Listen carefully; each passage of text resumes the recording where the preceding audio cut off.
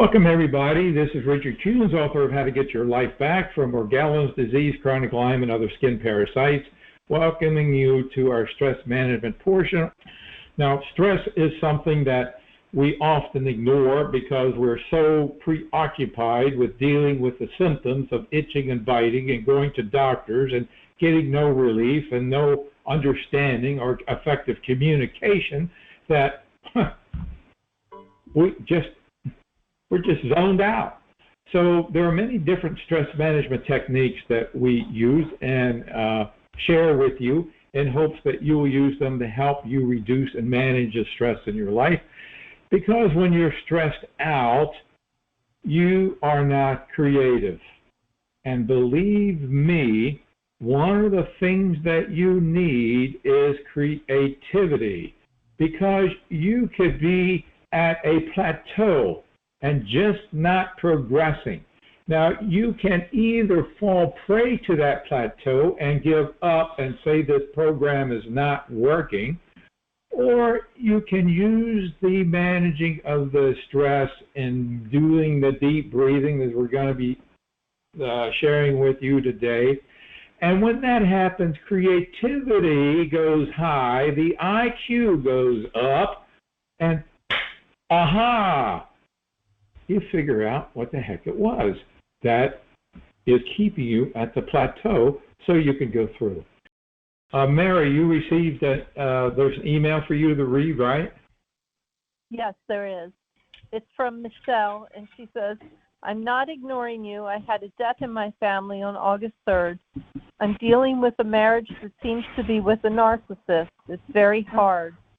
I must get myself to safety, and he has isolated me off from my family for years now. I have to save my own life at this point. I'm here, praying to be able to order your products soon. Man, you got this on your table, this marital issue, and they can really drain you to no end, plus the personality of this spouse, ex-spouse, or whatever. And then along comes Morgellons. Holy crap! How can you do both?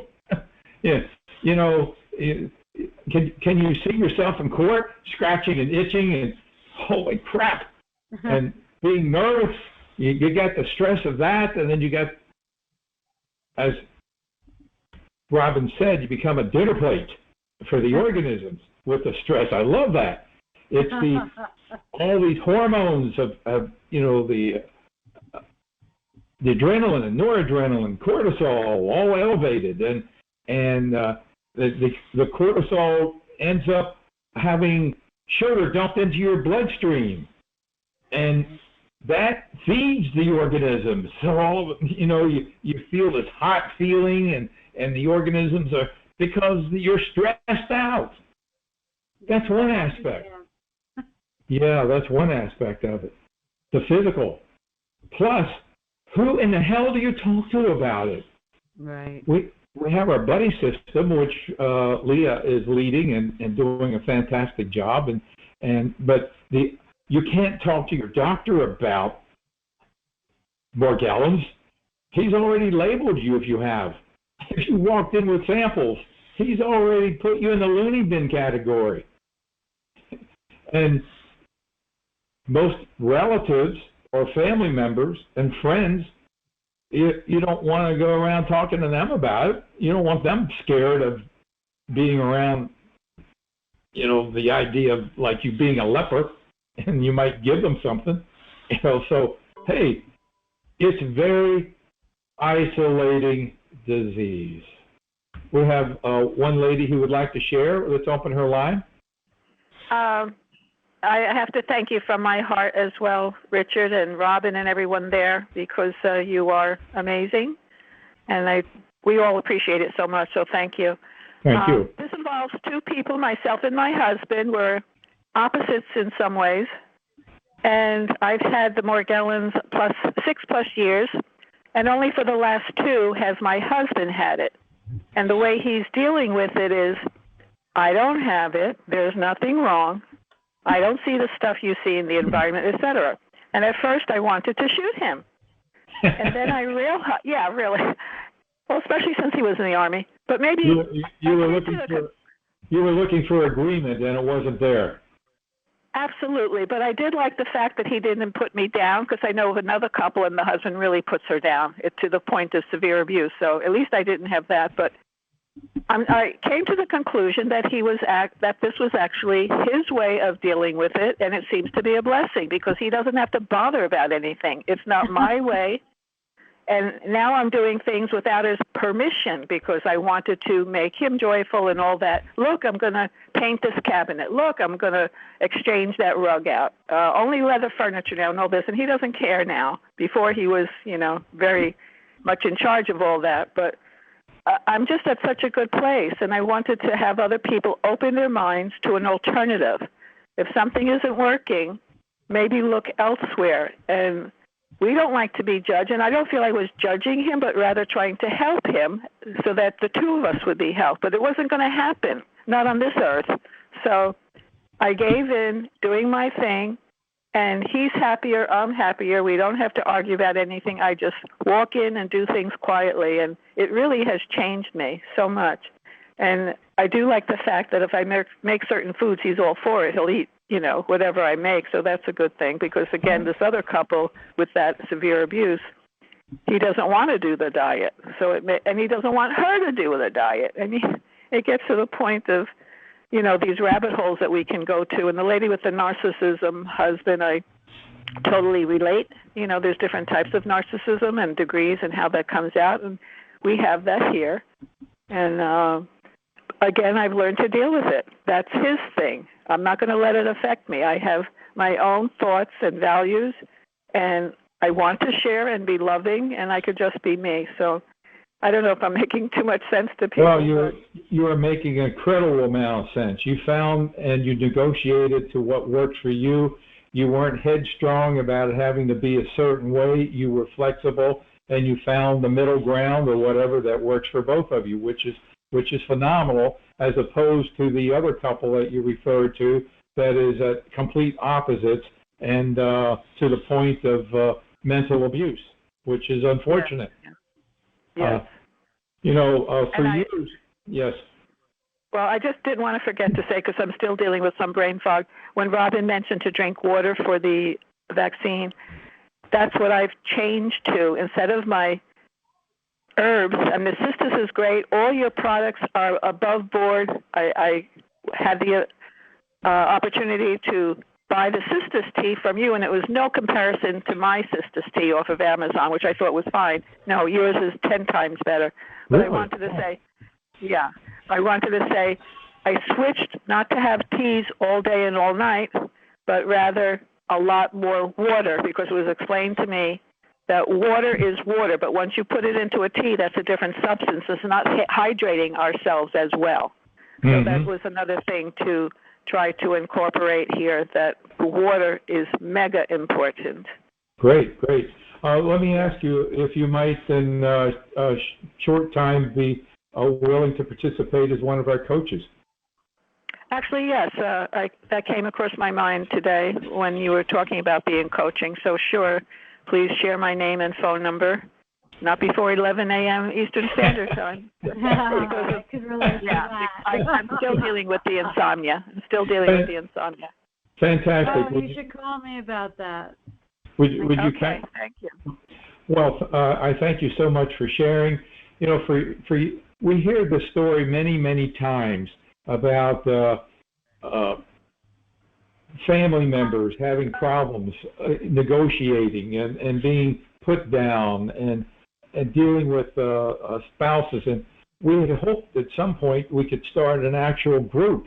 In fact, we tried to devote part of this program to this particular problem and announced it, but nobody showed up.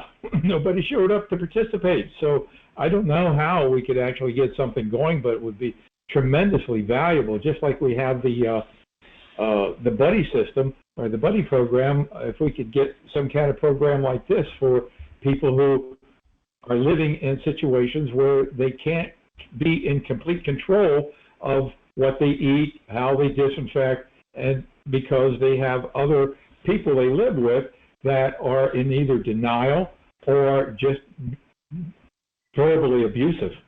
So that would be great too. Okay, well, thank you very much for sharing. So today, Robin is going to take us through deep breathing. So take it away. Okay. So for those of you who may not have done deep breathing before, we're going to breathe in through our nose and out through our mouth. We're going to breathe from our diaphragm. So our shoulders are down and relaxed, and our belly goes out as our diaphragm fills out. It's like a bellows that pushes the air up and out. And we're going to breathe in for 5 seconds, hold for 5 seconds, and then slowly exhale for 10. And I like to combine deep breathing with meditating or affirmations. I like certain words like peace and joy and hope and health. So, all right, we're going to take a cleansing breath and release it.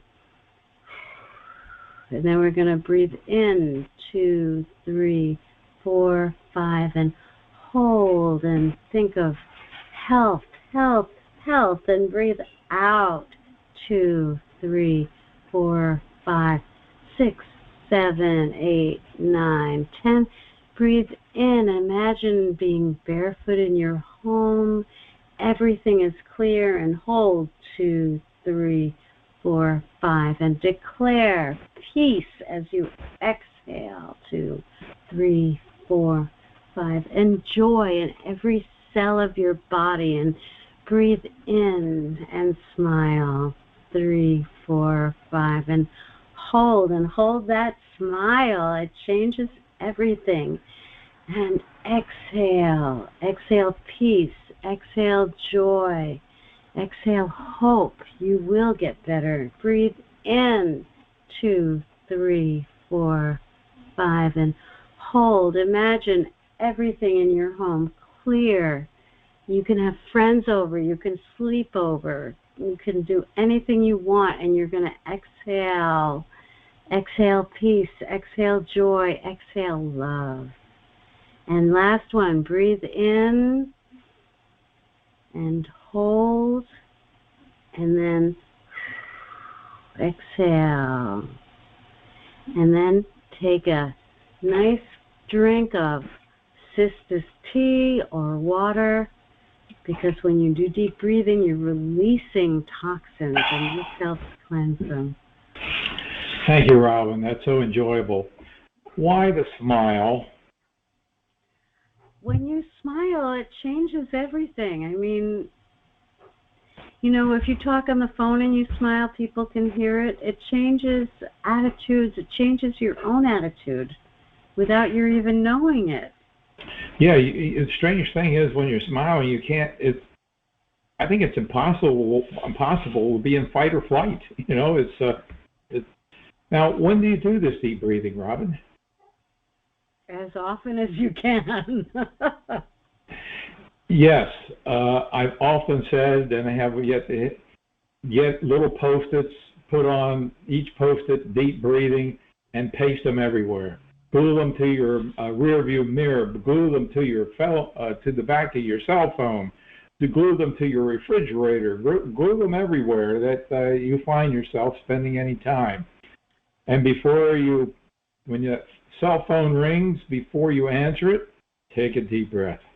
Right. And if you're going to do deep breathing in your car, don't shut your eyes. Yes, good idea. Don't shut your eyes. Don't shut your eyes. You can do it at the stoplight. You can probably get in 5 or 6 deep breaths. It's about 4 or 5 breaths a minute, I think. That's good. And a typical stoplight lasts about a minute, so you can get in 4 or 5 deep breaths. And then, heck, you got it going. And even when you pull away from the stoplight, continue the deep breathing. I guarantee you won't be able to keep it long because you'll forget and your mind will get on to other things, but breathe as long as you can. Okay. What is our affirmation for the day? Because affirmations, okay, let me do an explanation here. We're talking about energy. And I know this is difficult to grasp, but it's becoming more easily to grasp as we learn more about our environment and about physics and astronomy and stuff like this. The bottom line is everything is energy. There's so many manifestations to energy, and there's so many things about it that we don't understand. But one thing for certain is that our bodies are energy, and we can have something to do with the choice of that energy through our attitudes. And when we have attitudes that lead us to feeling beaten, trodden, diseased, sick, that's where we are. That's what the world manifests. It manifests that reality. I always thought that when I first got introduced to affirmations and somebody said, well, your affirmation is, I am healthy and successful and wealthy. And I thought, well, that's a lie, because, I can barely, I'm just making the expenses. I'm not what you call wealthy, billionaires are wealthy. So, well, that's again, a value judgment. So, and it's not about saying a lie, it's about owning words, and words have vibrations.